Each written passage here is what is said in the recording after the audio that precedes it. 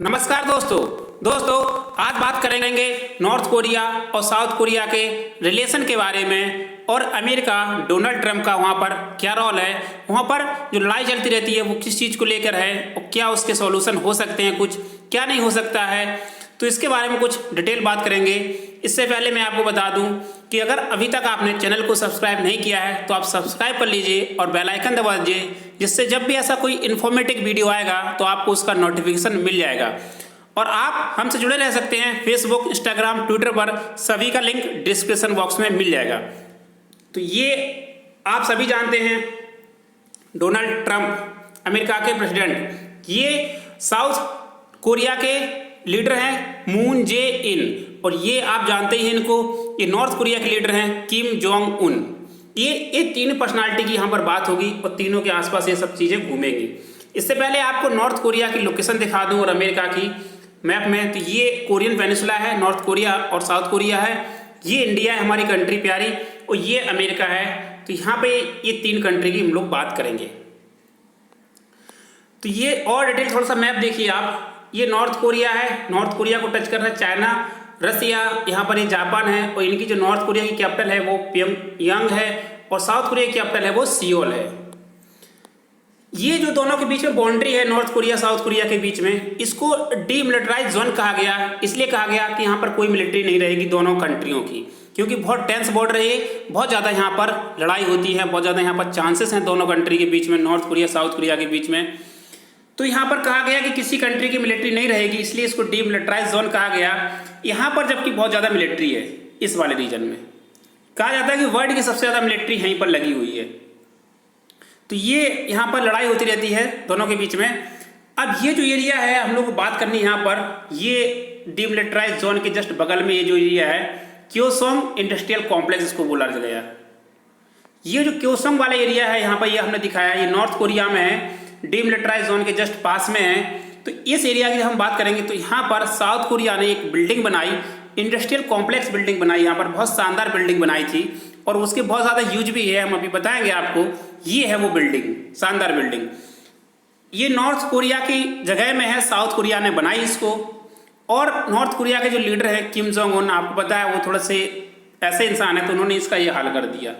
उनको ये पता नहीं है या ये फर्क नहीं पड़ता है कि क्या इकोनॉमिकल इम्पैक्ट पड़ेगा इसका, इतना पैसा लगाया गया तो ये बर्बाद है, नहीं, उन्हें जो करना है वो कर देते हैं वो।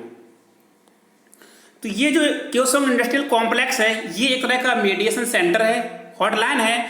एक ऐसा सेंटर होता है, मीडिएशन सेंटर है, हॉटलाइन, जहाँ पर दोनों देशों के डिप्लोमेट, कूटनीतिक या लीडर वहाँ पर बैठ सकते हैं, बात कर सकते हैं, शांति की बात कर सकते हैं और बॉर्डर पर कैसे शांति रखना है, रिलेशन को कैसे आगे बढ़ाना है, एक ऐसा सेंटर है। दूसरी बात, इसको बनाया गया 2004 में, ये साउथ कोरिया ने इसको बनाया था, फाइनेंस किया था, आपको बताया। तो ये इंडस्ट्रियल कॉम्प्लेक्स है, आपको बताया, जहां पर बैठने के साथ साथ, बात करने के साथ साथ यहाँ पर साउथ कोरिया की कंपनी काम करेंगी इस कॉम्प्लेक्स में, और कंपनी काम करेगी वो नॉर्थ कोरिया की लेबर यहाँ पर यूज होगी। तो साउथ कोरिया की अच्छी कंपनी मानी जाती है, तो वो काम करेंगी नॉर्थ कोरिया में जाके, और नॉर्थ कोरिया की लेबर सस्ती है, आपको पता है, वहाँ पर कोई ज़्यादा इंडस्ट्रियलाइजेशन है नहीं, क्योंकि सेक्शन लगे रहते हैं वहाँ पर किसी कंट्री के साथ वो कुछ नहीं कर सकते हैं, व्यापार वगैरह कुछ, अमेरिका ने उनको सेक्शन लगा रखा है उनके ऊपर। तो उनकी जो उनके लोग हैं या उनकी जो जनता है, उनको वहाँ पर रोजगार मिल जाएगा। ये कॉम्प्लेक्स के थ्रू ये इंडस्ट्रियल पार्क बनेगी तो वहाँ के लोगों को रोजगार मिलेगा। साउथ कोरिया को फायदा ये है कि उनको जो लेबर है वो सस्ती मिल जाएगी, और नॉर्थ कोरिया को फायदा ये है कि उनके यहाँ इकोनॉमिकल एक्टिविटी बढ़ेगी, यहाँ पर उनके यहाँ इंडस्ट्री बनेगी तो उनके लोगों को रोजगार मिलेगा। तो दोनों लोगों को फायदा था, चल रहा था सब कुछ। अब ये इन्होंने ये हाल कर दिया इसका, तो अभी इसके बारे में जानेंगे। सबसे बड़ी बात, यहाँ पर वीज़ा फ्री एंट्री है, ड्यूटी नहीं लगना है आपको, वीज़ा भी नहीं लगना है, तो ये अच्छी बात है। रिलेशन अच्छी हो गए। ये देखिए आप दोनों लोगों की फोटो, तो ये है आपके मून जे इन और ये है आपके नॉर्थ कोरिया के लीडर किम जोंग उन। अब इसको उड़ा दिया गया, ब्लो अप कर दिया गया इस बिल्डिंग को, आपको दिखाया मैं फोटो। तो ये सिचुएशन कैसे बनी, क्या है ये सिचुएशन, देखिए। जो स्टार्ट हुआ है क्राइसिस, जो प्रॉब्लम स्टार्ट हुई है वो ऐसे स्टार्ट हुई है प्रॉब्लम कि वहाँ पर नॉर्थ कोरिया में कुछ एंटी डिफेक्टर ग्रुप रहते हैं। एंटी डिफेक्टर ग्रुप एक ऐसा ग्रुप होता है लोगों का, वह नॉर्थ कोरिया में एक ऐसे लोग हैं जो नॉर्थ कोरिया में तो कुछ नहीं बोलते हैं, जब वो नॉर्थ कोरिया से बाहर जाते हैं तो देखते हैं दूसरी कंट्री में कि वहाँ पर लोगों को स्वतंत्रता है, वहाँ पर लोगों की डेमोक्रेसी है, लोगों की दूसरी कंट्रियों में फ्रीडम है, राइट्स हैं, अधिकार दिए गए हैं, तो इन लोगों को भी मन करता है कि हमारे देश में भी ऐसा होना चाहिए। तो फिर ये लोग पढ़े लिखे लोग हैं, ये अपनी कंट्री से जब भी बाहर आते हैं तो ये लोग क्या करते हैं कि गुब्बारों में अपनी लैंग्वेज, उनकी अपनी जो रीजनल लैंग्वेज चलती है उसमें ये लिख के मैसेज करके ये छोड़ देते हैं, गुब्बारे छोड़ते हैं, बलून, और यही बताते हैं कि आप लोग मतलब दूसरी कंट्री में कितनी अच्छी स्वतंत्रता है, फ्रीडम है और राइट से अधिकार दिए गए हैं, डेमोक्रेसी की बात करते हैं लोग।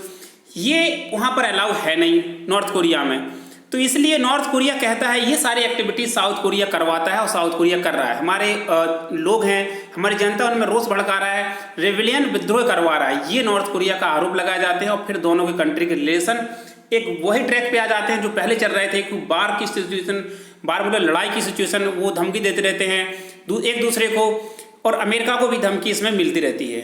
ये सारी चीज़ चलती हैं यहाँ पर, तो ये आपको समझ में आया होगा। अब हम बात करेंगे कि ये नॉर्थ कोरिया साउथ कोरिया की जो लड़ाई शुरुआत हुई है वो कहाँ से हुई है।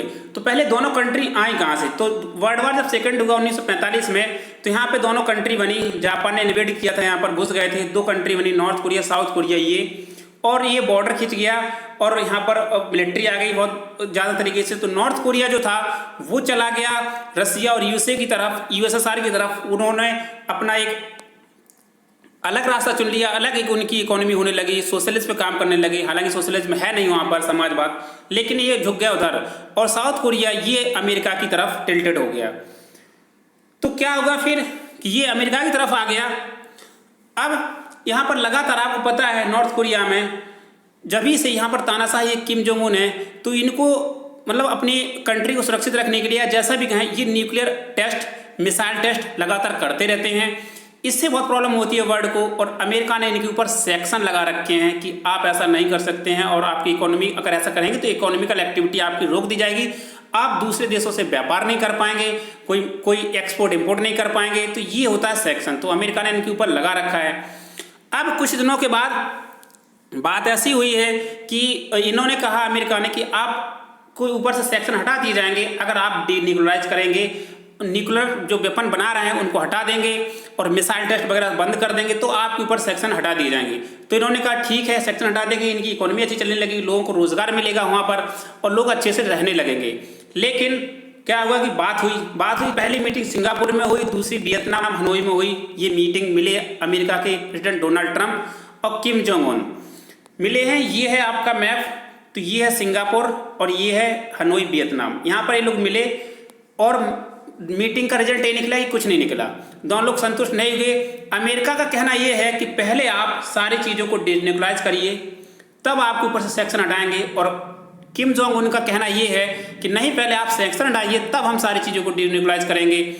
हम तो दोनों लोगों को ये करना चाहिए कि धीमे धीमे सैंक्शन भी हटाया जाए और डिन्यूक्लियराइज किया जाए, लेकिन बात नहीं बन पा रही दोनों लोगों की। क्यों नहीं बन पा रही? क्योंकि नॉर्थ कोरिया के जो लीडर हैं किम जोंग उन, उनको ट्रस्ट नहीं है अमेरिका के ऊपर, वो विश्वास नहीं कर पा रहा है अमेरिका के ऊपर पूरी तरह से। क्यों नहीं कर पा रहा है? उसके भी रीजन है।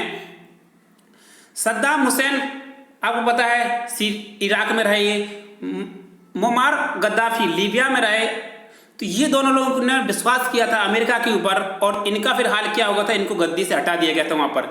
ये देखिए आप मैप में, ये लीबिया है और ये है इराक।